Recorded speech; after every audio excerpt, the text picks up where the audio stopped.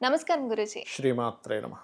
గురూజీ పూరీ జగన్నాథుడి యొక్క రహస్య గది హ్మ్. సాధారణంగా ఏదైనా క్లోజ్ చేసి పెడుతున్నారు అని అంటే, అందులో ఉన్న ధనాన్ని దాచిపెట్టడానికో, ఏదైనా విపత్తులు ఆపడానికో చేస్తున్న పనై ఉండొచ్చు. మనకు హ్మ్. తెలీదు వాళ్ళు హ్మ్. ఎలాంటి ఉద్దేశ్యంతో చేశారు హ్మ్. అనేది. హ్మ్. బట్ హ్మ్. ప్రస్తుతం హ్మ్. ఆ రహస్య గదిని ఓపెన్ చేస్తున్నారు కాబట్టి, దీని తర్వాత ఏదైనా విపత్తులు జరిగే అవకాశం ఉంటుందంటారా గురూజీ?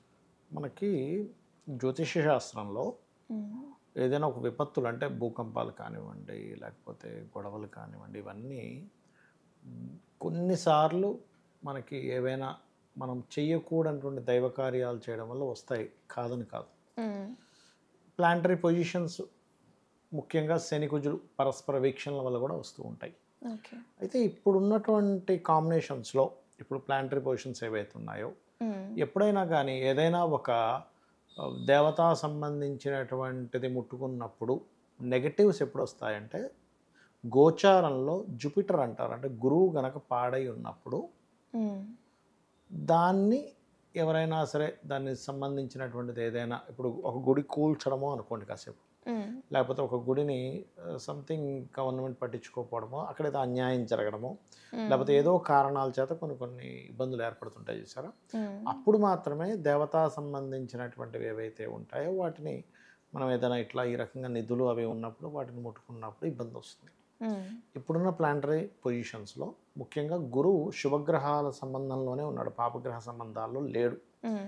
లేనప్పుడు మీకు పనిగట్టుకొని ఏదో విపత్తు ఆ తాళం తెరవడం వల్ల వస్తుంది అనుకోవడం అజ్ఞానం ఫస్ట్. ఓకే. సంపదలు ఒకప్పుడు రాజులు పలానా గుడికి ఇంతివ్వాలి. లేదా బ్రిటిష్ వాళ్ళ యొక్క దాడుల్ని తప్పించుకోవడానికి ఎందుకంటే బ్రిటిష్ వాళ్ళు మన మీద దాడులు చేసి అవును. చాలా బంగారాలు, వజ్రాలన్నీ పట్టుకుపోయేవారు. అలాంటప్పుడు ఈ స్వరంగాల్లో లోపల దేవుడి యొక్క ఆలయాల్లో కిందన పెట్టేవారు. అవును. మనకి ఆ రంగనాథ ఆలయంలో గూడా తెలియకుండా రంగనాథ దాచిపెడతారు. ఆలయంలో గూడా మనం చూసాం రహస్య ఆల్రెడీ. గదులున్నాయి. రహస్య ఈవెన్ అక్కడ గదులుండేవి. గూడా ఒక గది ఇంకా తెరవలేదు. తెరవలేదు. అయితే ఇప్పుడు ఈ గది తెరిస్తే ఏదో అయిపోతుందనేటువంటిది మాత్రం ముమ్మాటికి లేదు. హ్మ్. ఒకవేళ ఏదైనా మనం చాలా కాలంగా చెప్తున్నాం. ఇప్పుడంటే ఈ గది వి విషయం వచ్చింది బయటికి. అయ్యా శనికుజులు కలిసున్నారు, వీక్షణలున్నాయి. కాబట్టి యుద్ధ సంబంధించినవి పెరుగుతుంటాయి, గొడవలు పెరుగుతుంటాయి, గందరగోళాలు ఎక్కువవుతుంటాయి. అది కాకుండా ఈ సంవత్సరం క్రోధినామ సంవత్సరం. క్రోధము, కోపాలు, గొడవలు ఎక్కువవుతాయని చెప్పుకున్నాం. ఆ! గురూజీ. సంవత్సరం యొక్క మహిమ వల్ల, సంవత్సరానికి ఉన్నటువంటి పేరు వల్ల, దాని యొక్క ప్రభావం వల్ల గొడవలు ఎక్కువవుతుంటాయి.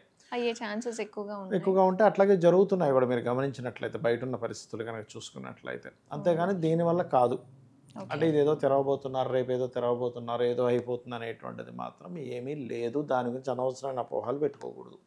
ఏదో పెద్ద హ్మ్. పెద్ద విషసర్పాలు ఉంటాయి. ఎందుకంటే సర్వసాధారణంగా ఏదైనా ఒక ట్రెజర్ ఉన్నప్పుడు ఖచ్చితంగా నాగబంధం వేసినప్పుడు సర్పం అనేటువంటిది అక్కడ వచ్చి ఉంటుంది ఖచ్చితంగా. హుహు. మనకి ఏ నిధులైనా సరే మనం ఇప్పుడు పూరి జగన్నాథ ఆలయం అనే కాదు. మనకి సహజంగా కూడా కొన్ని కొన్ని నిధులు తీసేటప్పుడు అక్కడ ఖచ్చితంగా సర్పం ఉంటుంది. అవును గురూజీ. అంటే రంగనాథుడి ఆలయంలో ఉన్న గదులు వాటిలో కూడా తీసేటప్పుడు కూడా సర్పాలు కనిపించాయని ఉండేవి. కాకపోతే ఆ గది తెరవడం వల్ల ఏదో ప్రపంచానికి ముప్పు అనేటువంటిది కాదు. ఎప్పుడు ముప్పు అంటే అది దేవతా సంబంధించినటువంటి ధనం. దేవుడి హ్మ్. కోసం ఉంచినటువంటిది. దాన్ని మీరు వాడాల్సినటువంటి విషయాల్లో ధర్మబద్ధమైనటువంటివి వాడకుండా అంటే ఆ ధనాన్ని ధర్మబద్ధమైనటువంటి వాటికి ఖర్చు చేయకుండా ఇప్పుడు అదే హ్మ్. ధనాన్ని ఒక స్కూల్‌కి ఖర్చు పెట్టారు మంచిదే. ఓకే. అదే ధనాన్ని ఇంకొంచెం దైవ సంబంధించిన కార్యక్రమాలకి గుళ్ళు కోసం ఖర్చు పెట్టారు మంచిదే. అందులో ఎటువంటి తప్పు లేదు. హ్మ్. ఆలయం ఇప్పుడు దేవాలయం ఎలాగో విద్యాలయం కూడా కొంతమంది చదువులకి పనికొస్తుంది. అవును గురూజీ. అట్లా మీరు ఖర్చు పెట్టారు. ఏం తప్పులేదు. అంతేగాని అదేదో గవర్నమెంట్ ఇంకేదో వేరే వేరే వాటికి గనక ఖర్చు పెడితే ఖచ్చితంగా విపత్తొస్తుందప్పుడు. సో, ఆ ఎందుకంటే ధనాన్ని దోచుకోవడం కానీ, లేకపోతే పర్సనల్‌గా యూజ్ చేసుకోకుండా ఎవరికైనా చేసుకోవడానికి యూజ్ గాని చేస్తే చేస్తే మంచిదంటారు. పర్సనల్‌గా ఎవరైనా కొట్టేద్దామని చూసారు. హ్మ్. వాళ్ళ వంశం మొత్తం నాశనం అయిపోతుంది. ఎవడైనా కొట్టేయాలని చూసారంటే. వంశం ఈ వంశం కాదు అసలు.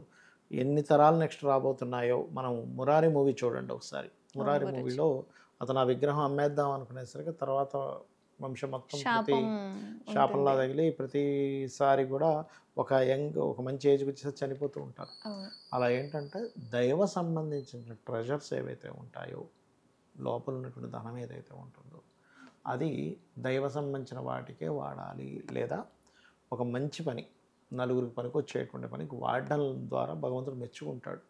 హ్మ్. అంతేగాని ఇది తీసుకెళ్ళి ఇంక దేనికో ఏదో లెక్కలు తప్పుడు లెక్కలు చూపించేసి ఇది తీసుకెళ్ళి ఇంకోటి ఏదో కట్టామని అందులో కొంత తినేసి ఇట్లాంటివి చేస్తే మాత్రం వంశం పాడైపోతుంది. ఓకే. కాబట్టి ఇది తెరవడం వల్ల మాత్రం ఏ ఇబ్బంది రాదు 100%. ఎందుకంటే మనకి రామాయణ మహాభారతాల్లో గ్రహాల యొక్క గమనాన్ని చూసి చెప్పేవారు. అవును. భీష్ముడు కానీ ధర్మరాజు కానీ వీళ్ళందరూ కూడా చాలా సందర్భాల్లో ఉంటుంది. గ్రహాలన్నీ ఈ రకంగా ఉన్నాయి కాబట్టి ఇదేదో విపత్తు రాబోతుంది. నిజంగానే గురూజీ. అంటే ఇప్పుడంటే శాటిలైట్ అని చెప్పి సాంకేతిక అంటూ మనం చూస్తూ ఉన్నాం కానీ అప్పట్లో ఇవన్నీ ఎక్కడున్నాయి? ఇప్పుడు చూడండి అమ్మా, సింపుల్గా కొన్ని లక్షల సంవత్సరాల నుంచి కూడా మనకి శని ఒక్కొక్క రాశి దాటడానికి 2.5 సంవత్సరాలు పడుతుందని చెప్పారు. 30 సంవత్సరాలు తన సర్క్యులేషన్ అని చెప్తున్నారు. ఏది ఏ టెలిస్కోపు ఏమీ లేనప్పుడే వాళ్ళు కూర్చొని శని యొక్క సంచారాన్ని లెక్క కట్టారు. ఇప్పుడు ఈ కొన్ని 200-300 సంవత్సరాల నుంచి మనకు తెలిసింది అన్నిటికంటే శని ఆర్బిట్లో దూరంగా ఉన్నాడని. మరి అప్పుడు ఎలా పెట్టారు? చంద్రుడు అన్నిటికంటే దగ్గరగా అంటే 2.5 డేస్లో ఒక్కొక్క రాశి మారిపోతుంది, 30 డేస్లో మొత్తం తిరుగుతుందని తెలిసింది. అలాగే గురువు 1 ఇయర్ అంటే ఆర్బిట్స్ని అప్పుడే చూశారు వాళ్ళు. అవును గురూజీ. అప్పుడు ఎటువంటి టెలిస్కోపులు కానీ ఏమీ లేకుండానే ధ్యానం ద్వారా ఈ గ్రహం ఇంత దూరంలో ఉంది, ఇంతకాలం పడుతుంది, ఇంత సర్కిల్ అవ్వడానికి అసలు కంటికే కనబడదు అంత ఈజీగా. ఎట్లా చూశారు అంటే అప్పుడు ఉండేటువంటి సాంకేతికమైనటువంటి ఉన్నాయి. ఇప్పటికీ కూడా మీరు కొన్ని ఆలయాల్లో చూసినట్లయితే కొంతమంది వీడియోస్లో చూపిస్తుంటారు. అప్పట్లో కంప్యూటర్స్ ఉన్నట్టు, అప్పట్లో సెల్ ఫోన్ ఉన్నట్టు, అప్పట్లో ఏదో ఒక విగ్రహాలు, అప్పట్లో సైకిల్ ఉన్నట్టు, విమానాలు ఉన్నట్టు చెక్ ఉంటాయి. అది 2-3 వేల సంవత్సరాల క్రితం ఉన్నటువంటి శిల్పాల్లో ఉంటాయి అవి. అరే అప్పట్లో కంప్యూటర్ బొమ్మ ఎలా ఉంది, సైకిల్ ఎలా ఉంది అర్థం కాదు మనకి.